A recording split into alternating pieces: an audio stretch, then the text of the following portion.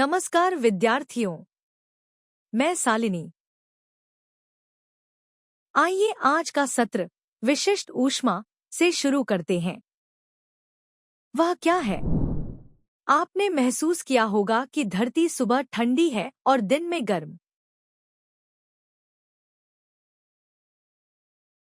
लेकिन एक झील में पानी सुबह और दोपहर दोनों समय लगभग एक विशेष तापमान पर होगा।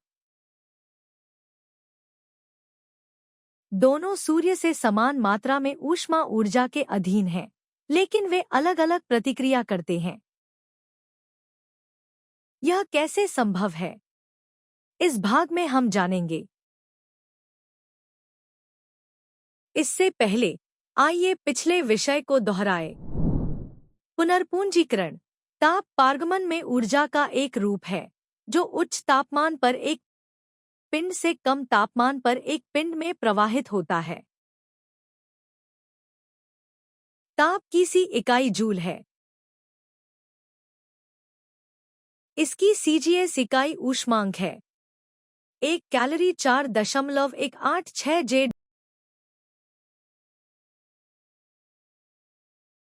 जब दो या दो से अधिक पिंड अलग-अलग तापमान पर होते हैं और उन्हें थर्मल संपर्क में लाया जाता है, तो गर्म पिंडों द्वारा खोई गई शुद्ध गर्मी ठंडे पिंडों द्वारा प्राप्त की गई शुद्ध गर्मी के समान होती है, जब तक कि वे थर्मल संतुलन प्राप्त नहीं कर लेते।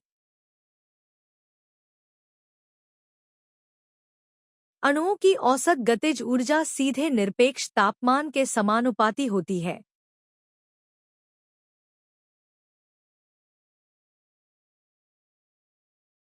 सीखने के परिणाम। इस पाठ के अंत में छात्र यह सीख सकेंगे।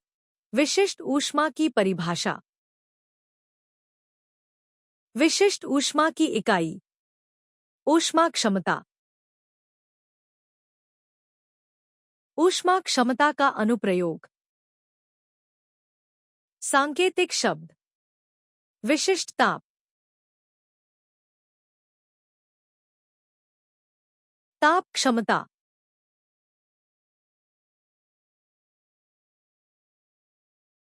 जूल। केल्विन।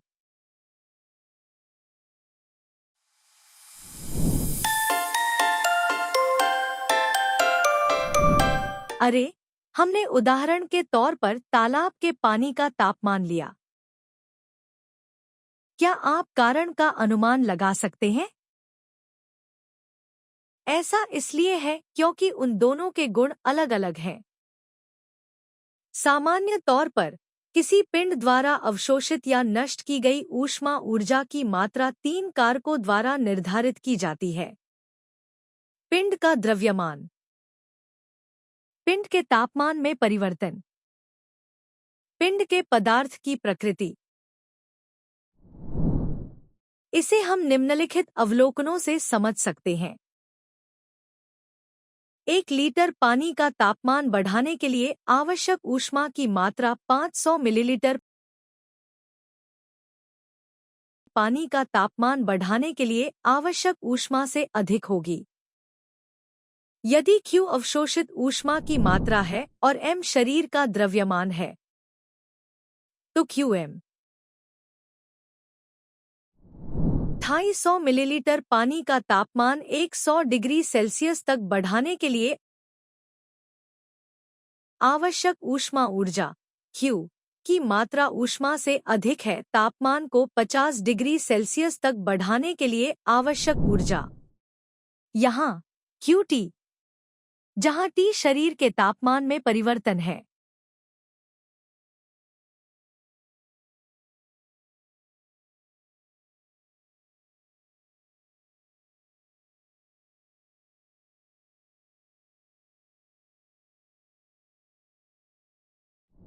उपरोक्त समीकरणों से एक प्रणाली का पूर्ण तापमान और ऊर्जा एक दूसरे के अनुपात में होते हैं। अनुपात का निरंतर स्थिरांक पदार्थ की विशिष्ट ऊष्मा क्षमता S होता है। SQMT।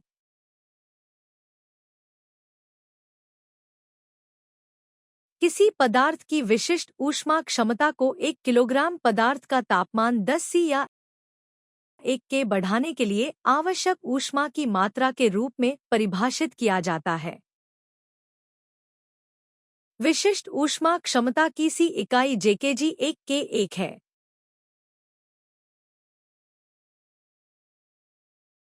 विशिष्ट ताप क्षमता की सबसे अधिक उपयोग की जाने वाली इकाइयां जेकेजीसी और जेजीसी हैं।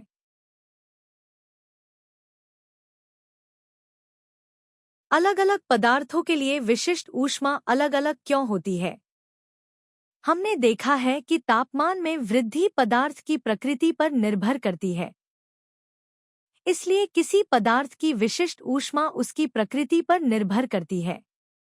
यदि विशिष्ट ऊष्मा अधिक है, तो आपूर्ति की गई ऊष्मा की समान मात्रा के लिए तापमान में वृद्धि या गिरावट की दर कम होती है। यह हमें किसी पदार्थ के तापमान को बदलने के प्रति उसकी अनिच्छा की डिग्री का अंदाजा देता है। हम जानते हैं कि किसी पिंड का तापमान शरीर के कणों की औसत गतिज ऊर्जा के सीधे आनुपातिक होता है। प्रणाली, पिंड या पदार्थ के अणुओं में ऊर्जा के अलग अलग रूप होते हैं।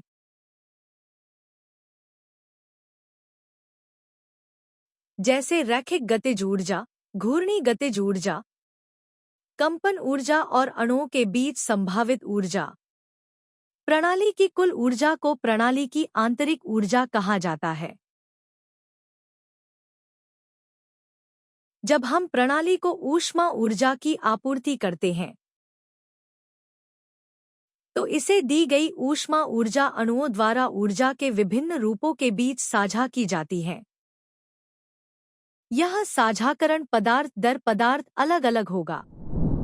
किसी पदार्थ के तापमान में वृद्धि अधिक होती है यदि ऊष्मा ऊर्जा का अधिकतम हिस्सा उसकी रैखिक गतिज ऊर्जा को बढ़ाने के लिए उपयोग किया जाता है।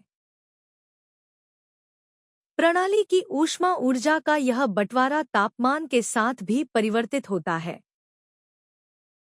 इसीलिए अलग अलग पदार्थों की विशिष्ट ऊष्मा अलग अलग होती है। यदि हम किसी पदार्थ की विशिष्ट ऊष्मा को जानते हैं, तो हम समीकरण QMST का उपयोग करके यह निर्धारित कर सकते हैं कि पदार्थ के एक निश्चित द्रव्यमान के तापमान को कुछ डिग्री तक बढ़ाने के लिए कितनी ऊष्मा Q की आवश्यकता है। विशिष्ट ताप क्षमता के अनुप्रयोग। रेफ्रिजरेटर से निकाला गया तरबूज किसी भी अन्य फल की तुलना में लंबे समय तक अपनी ठंडक बरकरार रखता है, क्योंकि इसमें पानी का प्रतिशत अधिक होता है। पानी की विशिष्ट ऊष्मा अधिक होती है। समोसा बाहर से ठंडा प्रतीत होता है, लेकिन जब हम इसे खाते हैं तो यह गर्म होता है, क्योंकि समोसे के अंदर की सब्जी में अधिक विशिष्ट ऊष्मा वाले तत्व होते हैं। याद रखने योग्य बातें। किसी पदार्थ की विशिष्ट ऊष्मा पदार्थ के इकाई द्रव्यमान के तापमान को एक इकाई तक बढ़ाने के लिए आवश्यक ऊष्मा की मात्रा है।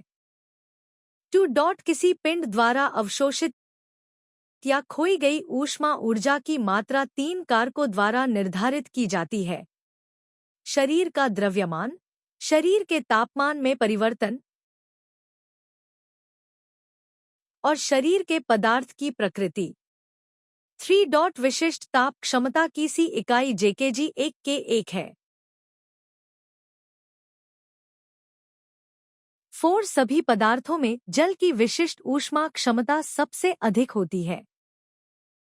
ताप क्षमता की सी इकाई जेके है।